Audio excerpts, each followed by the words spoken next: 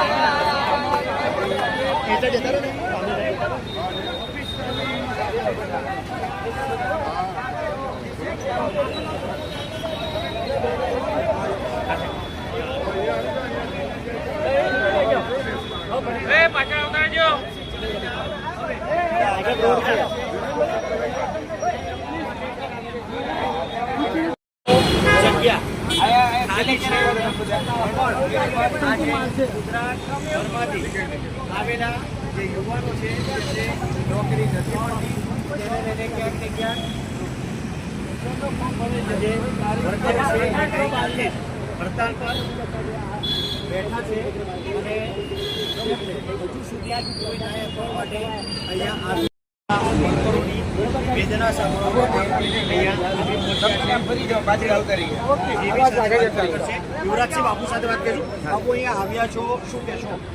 ખાસ કરીને Gujarat state electrical corporation દ્વારા 2022માં એવા વચનો આપવામાં આવ્યા હતા કે જે જગ્યાઓ ખાલી છે એ જગ્યાઓ સરકારે ભરવામાં આવશે. એવું કહેવામાં આવ્યું કે 2 કે 3 મહિનામાં આ જગ્યાઓ ભરી દેવામાં આવશે. અને ત્યારે જે તે સમયે કહેવામાં આવે 800 જગ્યાઓ ખાલી હતી. અત્યારે 2025 ચાલી રહ્યું છે અને જોવા જઈએ તો 1200 કરતાં વધારે જગ્યાઓ ખાલી છે. અને ભૂતકાળમાં એટલે કે 2022માં ફોર્મ ભરાઈ ચૂક્યા હતા. એના ડોક્યુમેન્ટ વેરિફિકેશન પણ થઈ ચૂક્યા, એટલે ફોર્મ વેરિફિકેશન પણ થઈ ગયા હતા. અને હવે જ્યારે ભરતી કરવાની વારો આવી ત્યારે એ ઠાગા ઠૈયા કરે છે. એટલે આ ઠાગા ઠૈયા છે એ મને અહીંયા સ્પષ્ટપણે લાગી રહ્યું છે કે જે જીસેક છે અને એની સાથે સાથે જે જીયુવીએનએલની જે મૂળ કચેરીના જે એમડી છે એને ક્યાંક ને ક્યાંક સંકલનનો અભાવ હોય, એટલે કે કચેરી વચ્ચે અને અધિકારીઓ વચ્ચે સંકલનનો જે અભાવ છે એને કારણે આજે વિદ્યાર્થીઓ પીસાઈ રહ્યા છે. અને પોતાની જે માનીતી અને આઉટસોર્સિંગ કોન્ટ્રાક્ટ એજન્સી છે એને ફાયદો થાય, એને લાભ થાય અને એમાંથી મલાઈ ખાઈ શકાય એટલા માટે પોતાની માનીતી એજન્સીઓને કોન્ટ્રાક્ટ આપી અને આઉટસોર્સિંગના માધ્યમથી આ બધી ભરતીઓ કરવામાં આવે છે. ખરેખર આને કાયમી ભરતી કરવાથી જે તે સમયે આમાં જીઆર પણ કરવામાં હતા, ઠેરાવ પણ કરવામાં આવ્યા હતા અને ત્યારે પણ એવું કહેવામાં આવ્યું હતું કે ભાઈ આની અંદર અમે તાત્કાલિક ધોરણે 800ની ભરતી કરીશું અને 2 મહિનાની અંદર નિમણૂક પણ આપી દઈશું. પણ આ 2 મહિનાની અંદર 3 વર્ષ પૂરા થઈ ગયા, હજી સુધી નિમણૂક કરવામાં નથી આવી. આ છોકરાઓ 2 દિવસથી ભૂખ હડતાલ પર છે, કોઈ અધિકારીઓ બહાર આવેલા સાંભળવા માટે શું કહેતો અધિકારીઓ?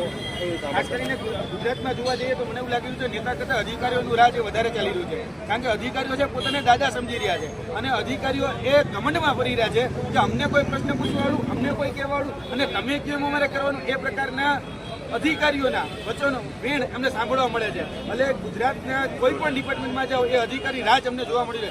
એ જ રીતે અત્યારે જ્યુવિનલને એમની માટે એમડી હજી સુધી આ વિદ્યાર્થીઓને મળવા સુદ્ધાનો પણ સમય આપ્યો નથી. આજે વિદ્યાર્થી આગેવાન તરીકે જ્યુવિનલને એમડીને મળી અને તાત્કાલિક ધોરણે આનું કોઈ યોગ્ય અને સુખદ નિરાકરણ આવે અને લેખિતમાં નિરાકરણ આવે એવી આશા સાથે આજે ગુજરાતના જ્યુવિનલને એમડીને મળવા માટે આવ્યા છીએ. અને જો પોતાની હઠાગ્રહી સ્વભાવ એનો કાયમ રાખશે તો પછી આવનાર દિવસોમાં એ ભોગવવા માટે એને પણ તૈયાર રહેવું પડશે. કારણ કે પછી અમે વિદ્યાર્થી આગેવાન તરીકે જે લોકો જે ભાષામાં સમજે છે એને પછી એની ભાષામાં જવાબ આપીશું. અહીંયા પછી જ્યુવિનલને એમડી આવશે અને એની ગાડીનો ઘેરાવો કરવો પડે, એની ગાડીનો ઘેરાવો કરીશું અને ઘરનો ઘેરાવો કરવો પડે તો એનો ઘરનો ઘેરાવો પણ કરવામાં આવશે. આંદોલન માટે તૈયાર છો અહીંયા? એ ચોક્કસપણે આવનાર દિવસોની અંદર જો અમારી માંગણી સ્વીકાર મને આવે તો આંદોલન માટે અમે તૈયાર છીએ. અને આ જ જગ્યા જે જગ્યાએ વિદ્યાર્થીઓ ભૂખ હડતાલ કરી રહ્યા છે એની સાથે કપડો મિલાવીને આ જ જગ્યાએ ભૂખ હડતાલ પણ કરીશું અને આ આંદોલનને આગળ ધપાવીશું.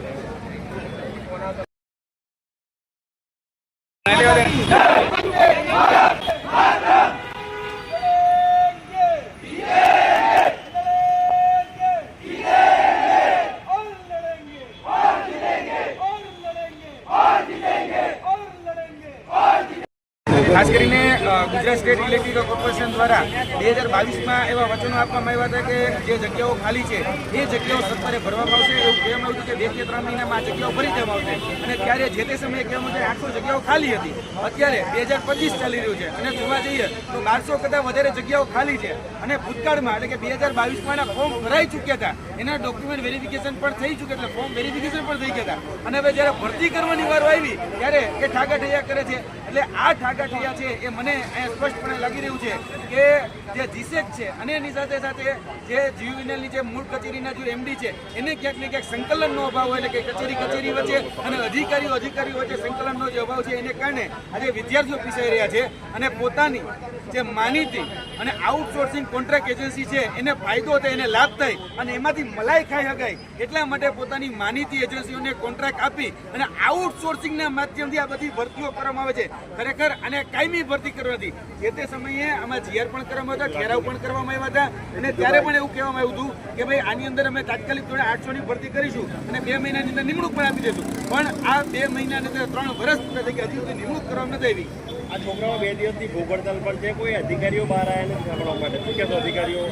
ખાસ કરીને ગુજરાતમાં જોવા જઈએ તો મને એવું લાગી રહ્યું છે નેતા કરતાં અધિકારીઓનું રાજ વધારે ચાલી રહ્યું છે. કારણ કે અધિકારીઓ છે પોતાને દાદા સમજી રહ્યા છે અને અધિકારીઓ એ ઘમંડમાં ફરી રહ્યા છે કે અમને કોઈ પ્રશ્ન પૂછવાવાળું, અમને કોઈ કહેવાળું અને તમે કેમ અમારે કરવાનું, એ પ્રકારના અધિકારીઓના વચનો વેણ અમને સાંભળવા મળે છે. એટલે ગુજરાતના કોઈ પણ ડિપાર્ટમેન્ટમાં જાઓ એ અધિકારી રાજ અમને જોવા મળી રહે. એ જ રીતે અત્યારે જ્યુવિનલને એમની માટે એમડી હજી સુધી આ વિદ્યાર્થીઓને મળવા સુદ્ધાનો પણ સમય આપ્યો નથી. આજે વિદ્યાર્થી આગેવાન તરીકે જ્યુવિનલને એમડીને મળી અને તાત્કાલિક ધોરણે આનું કોઈ યોગ્ય અને સુખદ નિરાકરણ આવે અને લેખિતમાં નિરાકરણ આવે એવી આશા સાથે આજે ગુજરાતના જ્યુવિનલને એમડીને મળવા માટે આવ્યા છીએ. અને જો પોતાની હઠાગ્રહી સ્વભાવ એનો કાયમ રાખશે તો પછી આવનાર દિવસોમાં એ ભોગવવા માટે એને પણ તૈયાર રહેવું પડશે. કારણ કે પછી અમે વિદ્યાર્થી આગેવાન તરીકે જે લોકો જે ભાષામાં સમજે છે એને પછી એની ભાષામાં જવાબ આપીશું. અહીંયા પછી જ્યુવિનલને એમડી આવશે અને એની ગાડીનો ઘેરાવો કરવો પડે, એની ગાડીનો ઘેરાવો કરીશું અને ઘરનો ઘેરાવો કરવો પડે તો એનો ઘરનો ઘેરાવો પણ કરવામાં આવશે. આંદોલન માટે તૈયાર છો અહીંયા? એ ચોક્કસપણે આવનાર દિવસોની અંદર જો અમારી માંગણી સ્વીકાર બની આવે તો આંદોલન માટે અમે તૈયાર છીએ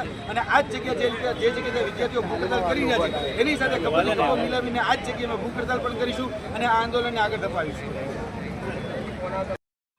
અને જોવા જઈએ તો જ્યારે ટ્યુબ્યુનલને એમડીને જ્યારે મળવા આવીએ ત્યારે ઠાલા વચનો આપવામાં આવે છે 1 મહિનાની અંદર તમારું કામ કરી દઈશું, 2 મહિનાની અંદર તમારું કામ કરી દઈશું, પરંતુ એ વચનો ઉપર આજ દિવસ સુધી ક્યાંય કામ થયું નથી. અને અત્યારે જે તે ઇલેક્ટ્રિક બોર્ડ એટલે કે ગુજરાત વિદ્યુત બોર્ડ જે છે એની જે અલગ અલગ કચેરીઓ છે એ કચેરીઓમાં આઉટસોર્સિંગ પોતાની માનીતી કોન્ટ્રાક્ટ એજન્સીઓને કોન્ટ્રાક્ટ આપી પોતાના વાલા દવલાઓને ક્યાંક ને ક્યાંક નોકરી અપાઈ રહી છે અને એમાંથી પણ ક્યાંક ને ક્યાંક મલાઈનો જે હિસ્સો છે એ અહીંયા મોટા અધિકારીઓ સુધી પહોંચી રહ્યો છે. એટલે એ માનીતી એજન્સીના કોન્ટ્રાક્ટ એ સતત રિન્યુ થઈ રહ્યા છે અને છેલ્લા 3 વર્ષથી તો આ કોન્ટ્રાક્ટ રિન્યુ થઈ રહ્યા છે. હવે તમે વિચારો, આજથી થોડા દિવસ પહેલા ગુજરાતના માનનીય મુખ્યમંત્રી આદરણીય ભૂપેન્દ્રભાઈ પટેલ એવું કહેતા હતા કે ભાઈ પોતાના દીકરાને જો નોકરી જોતી હોય તો ક્યાંય પણ લાગવગ કે ભલામણ ન ચાલે, પરંતુ આજે જીબીની અંદર જો નોકરી જોતી હોય અને ખાલી વર્ગ 4ની હેલ્પરની નોકરી જોતી હોય તો પણ તમારે લાગવગ, ઓળખાણ, વગ, ભલામણ બધાની જરૂર પડે.